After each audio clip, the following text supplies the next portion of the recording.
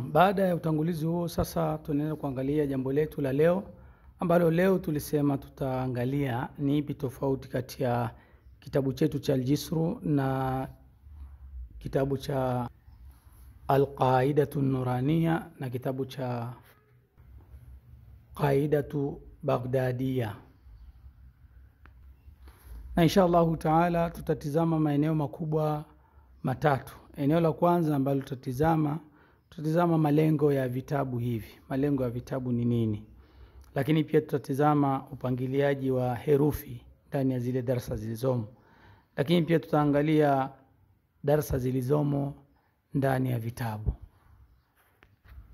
Na tukianza na malengo ya vitabu, tukianza na kitabu hichi cha Al-Jisru.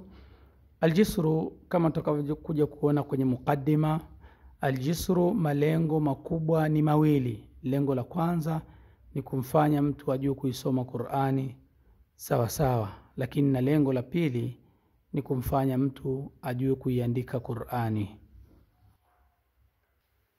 Lakini Al-Qaidatu Nuraniya lengo lake kuu ni kumfanya mtu aweze kuisoma Qur'ani sawa sawa. Na ndio maana katika kitabu hichi kwenye mukaddima kule ameeleza kwamba mtu atakuwa na uwezo, hata kama ni mtoto mdogo atakuwa na uwezo wa kuisoma Qur'ani baada ya miezi 6. Akishakisoma hichi kitabu atakuwa na uwezo wa kuisoma Qur'ani sawa sawa, na hakusema kuandika. Na tutakuja kuona ndani humo kwamba mtindo ulioandikwa mule ndani ni mtindo wa kusoma tu na sio kuandika. Na kitabu cha Qaidatu Baghdadiya nacho kadhalika kimekusudia kumfanya mtu ajue kusoma na sio kuandika. Na nadhani kwamba hawa watunzi wa vitabu vyote hivi viwili, kitabu cha Qaidatu Baghdadiya na kitabu cha Al-Qaidatu Nuraniya, wamefanya hivyo kulingana na watu wao. Pengine watu wao unaweza kukuta mtu anajua kuandika Kiarabu, wanatumia mfano wa Kiarabu hicho. Kwa hiyo wakaona muhimu ni kujua kusoma.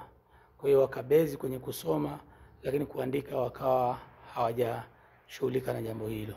Lakini kitabu chetu kikakusanya mambo makubwa mawili, kikakusanya kusoma na kuandika.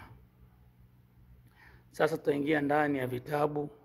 Tutaangalia somo la kwanza tu, ad-darsul awwal katika vitabu vyote, na tueleze kwamba tunachosema kwamba kitabu cha Al-Jisru kimekusudia kusoma na kuandika kivipi, na hivi vingine vimekusudia kusoma peke yake kivipi. Kwa tutaingia kwenye kitabu kimoja kimoja, tukianza na kitabu cha Al-Jisru.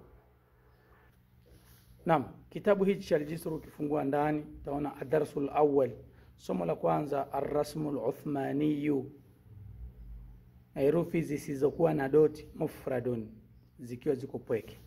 Kwa hiyo hapa tayari zinafundishwa zikiwa ziko pweke. Lakini pia herufi hizi zikaletwa zinafundishwa zikiwa fi awwali likalima, mwanzo wa neno. Bimaana ukiangalia hii ha na hii ha hazifanani katika uandishi, lakini herufi zinafanana katika kusoma. Hii ni ha na hii ni ha. Kwa hiyo tayari hapa kwanza kusoma, lakini pia kuandika, kwa sababu kuandika kwenye lugha ya Kiarabu au kwenye Kiarabu uandishi uko umekuja sehemu 4, yani mufrad, fi awwali kalima, fi wasati kalima. Ukiangalia fi wasati kalima ile ha imekuja fi wasati kalima imebadilika, lakini fi akhiri kalima ha nayo pia imebadilika. Kwa hiyo hapa mtindo wa uandishi, maandishi ya Kiarabu yanagawanyika sehemu kubwa 4. Huandikwa sehemu 4: mufrad, fi awwali kalima, fi wasati kalima na fi akhiri kalima. Kwa kitabu hiki cha Al-Jisru kimekusudia kumfundisha mtu kusoma na kuandika.